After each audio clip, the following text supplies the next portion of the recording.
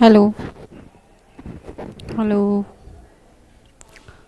hello, dear student. This is Renu Pandey and welcome back to Sant Kabir Vidyapeeth of official YouTube channel. Hopefully सभी लोग अच्छे होंगे, मस्त होंगे, ज़बरदस्त होंगे और पढ़ने के लिए बिल्कुल प्रिपेयर होंगे. जैसा कि आपको पता है कि आज हमारी जो कन्वर्सेशन होने वाली है वो है द लास्ट लीफ, यानी जो ओ हेनरी जी ने लिखा है. और ये हम बात कर रहे हैं BA first semester English literature की बात, जिसमें यूनिट 4 को आज हम पढ़ेंगे. अगर हम बात करें कि आज हमारा कौन सा यूनिट है तो हम बात करेंगे यूनिट 4. यूनिट 3 में हमने देखा था जो भी उसके प्रोज डिवाइस थे, यानी कि गद्य की जितनी भी युक्तियां थी हमने यूनिट 3 में कंप्लीट कर दी थी और डिटेल से भी कंप्लीट की थी. उसके टाइप्स को भी हमने कंप्लीट किया था. और आज हम पढ़ेंगे यूनिट 4 को, जिसमें हम देखेंगे ओ हेनरी जी द्वारा लिखित द लास्ट लीफ. अब लास्ट लीफ की अगर आप बात करें तो आपको देखकर ही लग रहा होगा कि ये लास्ट लीफ यानी आखिरी पत्ता है क्या. आखिरी पत्ते के बारे में ओ हेनरी जी ने क्या चीज़, किस तरह से, कौन से स्ट्रक्चर को तैयार किया है. तो यस बच्चों, आज जो आपकी क्लास है यूनिट 4 की है, BA first semester English literature की है. और इसमें हम पढ़ेंगे O Henry the last leaf. मैं 3 बार बोल चुकी, इसलिए क्योंकि ये बहुत ही इंटरेस्टिंग लेक्चर होने वाला है.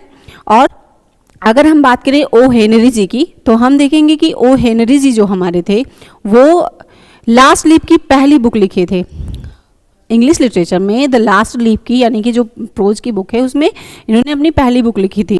और अगर इनके हम बोन की बात करते हैं बच्चों, तो बोन को हम देखेंगे कि इनका जो बोन हुआ था वो सितंबर महीने यानी 11 सितंबर को हुआ था और 1862 को हुआ था.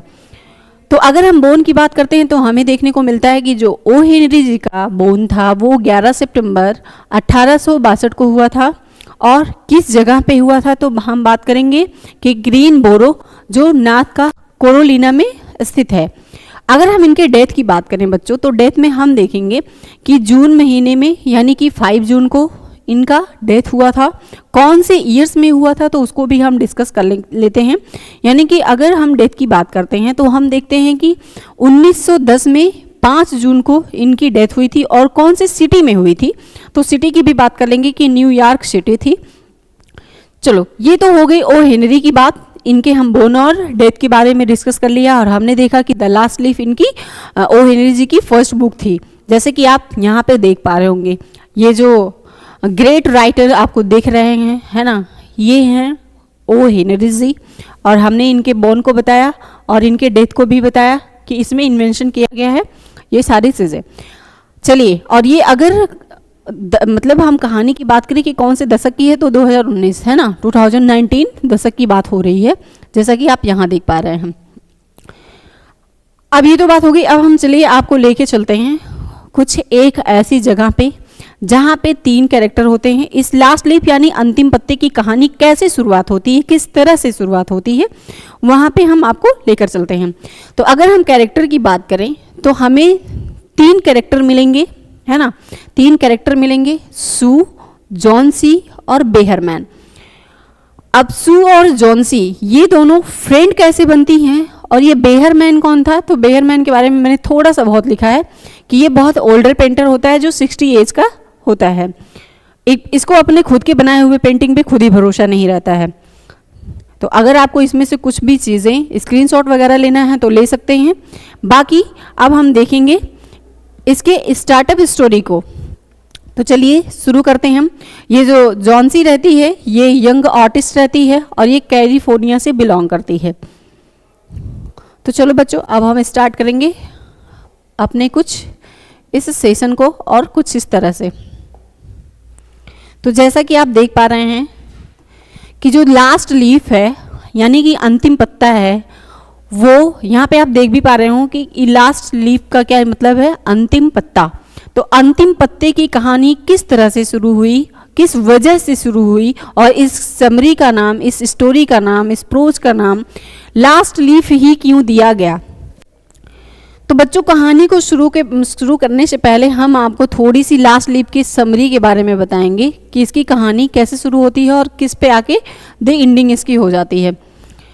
तो अगर हम बात करते हैं कि the article provide of the information of last leaf summary, the last leaf is the short story by O Henry. It was the publish of the 1907, है ना, in his collection the trimmed lamp of the other story, the last leaf of the story of John C, poor young woman who is the critically ill due यानी कि pneumonia है ना, प्यूनोमोनिया जिसको बोलते हैं. See believe that is the ivy vines of the wall outside of the window and the wood lows of the leaves. She would the however her neighbors would tricks and the planting leaf of the wall. However Breherman catch pneumonia of the painting है ना, the leaf are the result of his diets.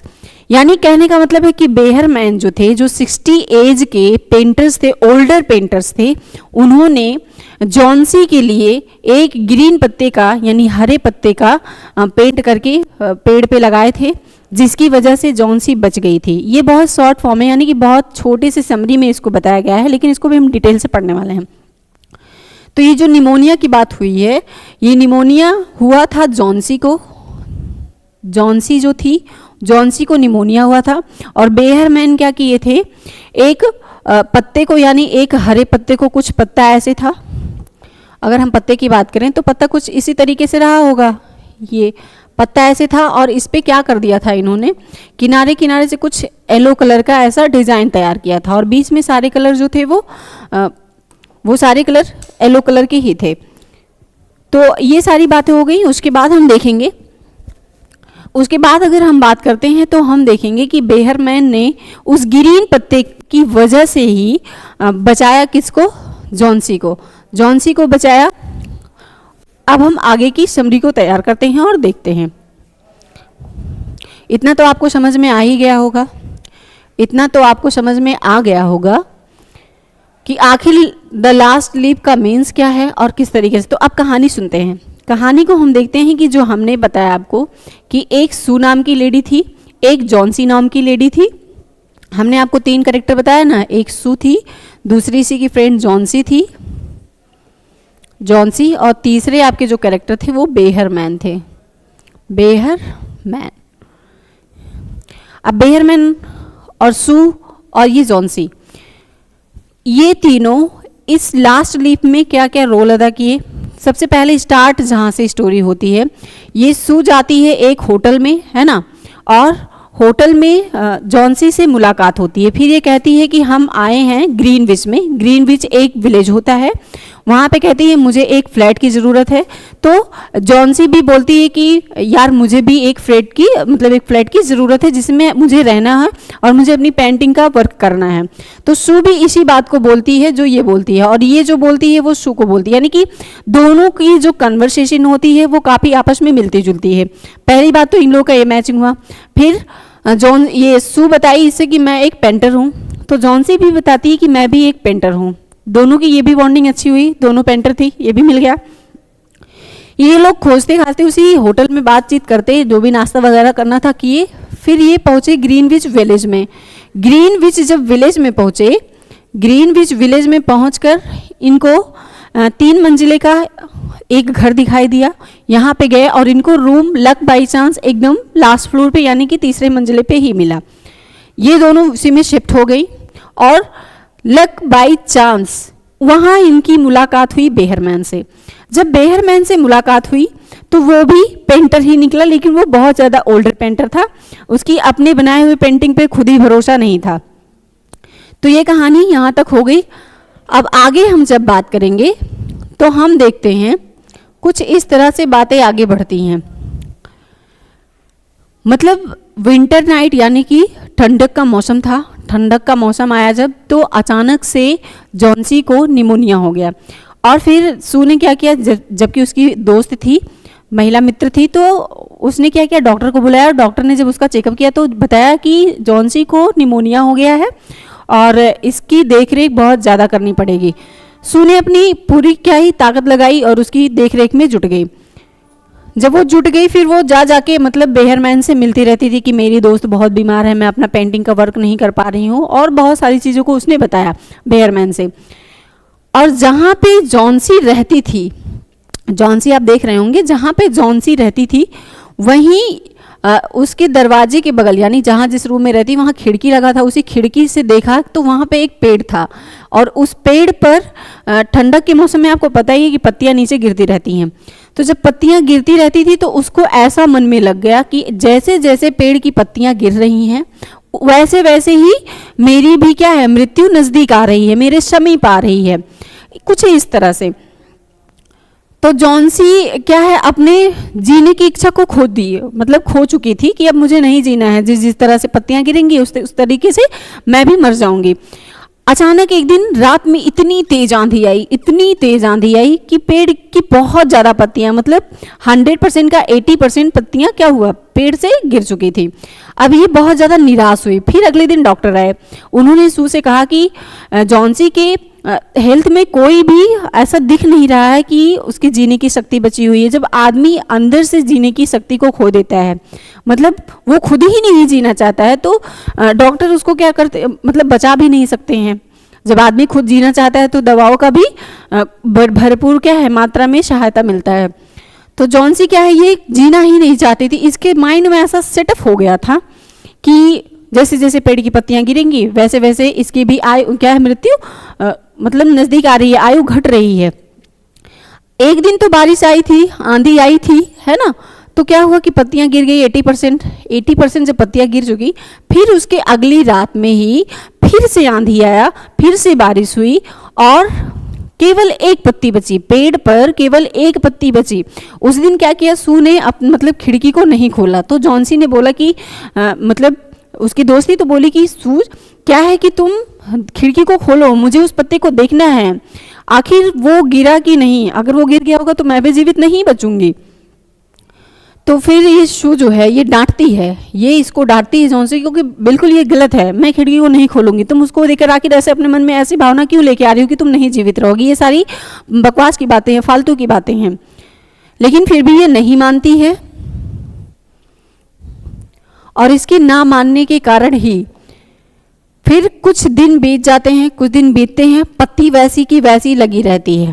फिर उसमें जीने की एक शक्ति मिलती है। जैसे दो बार आंधी आया, तूफान आया, बारिश आया, लेकिन सारी पत्तियां पेड़ की गिर गईं, बस वही एक पत्ती ऐसी थी जो पेड़ से नहीं गिर रही थी। मतलब मैंने आपको शुरू में ही बताया होगा शॉर्ट स्टोरी में कि जो पेड़ की पत्ती थी वो भरपूर ग्रीन में थी, लेकिन उसको कुछ इस तरह से तैयार किया गया था कि उसके किनारे किनारे कुछ पीलापन सा ऐसा स्ट्रक्चर था, पीलेपन का कुछ स्ट्रक्चर था जो कुछ इस तरह था।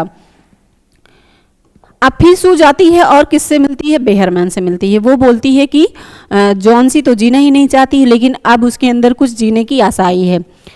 तो फिर उससे बातचीत होती है तो बेहरमैन बताता है कि मैं अपनी लाइफ में पेंटर होते हुए भी कोई मास्टरपीस नहीं बना पाया, कुछ भी अच्छा नहीं कर पाया। तो सू उसको सिंपैथी देती कि ऐसा कुछ नहीं, आप बहुत अच्छा करेंगे और बहुत ही अच्छा करेंगे। फिर 2 दिन बीते, कुछ दिनों के बाद मतलब 2-3 दिन जब बीते तो ऐसा पता चला कि बेहरमैन की डेथ हो गई है। इधर जॉन्सी को थोड़ा रिलीफ मिला। जॉन्सी को रिलीफ ये मिला, वो उसके अंदर जीने की थोड़ी आशा जगी कि मैं जब पत्ता गिर नहीं रहा है तो मैं भी अब जीवित रहूंगी। ये सारी बकवास की बातें होती हैं।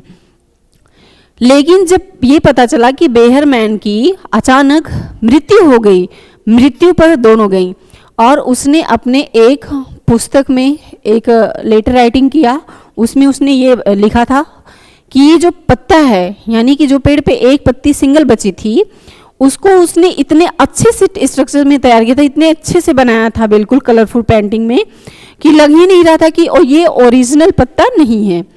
और उसी पत्ते को उसी नाइट में, जिस दिन दूसरी वाली रात में आंधी और तूफान और बारिश आई थी, उसने लगा के उस पेड़ में चिपका दिया था। क्यों चिपकाया था कि ना ही ये पत्ता गिरेगा और ना ही जॉन्सी के अंदर ऐसा मरने की आशा आएगी कि मैं अब मरने वाली हूँ।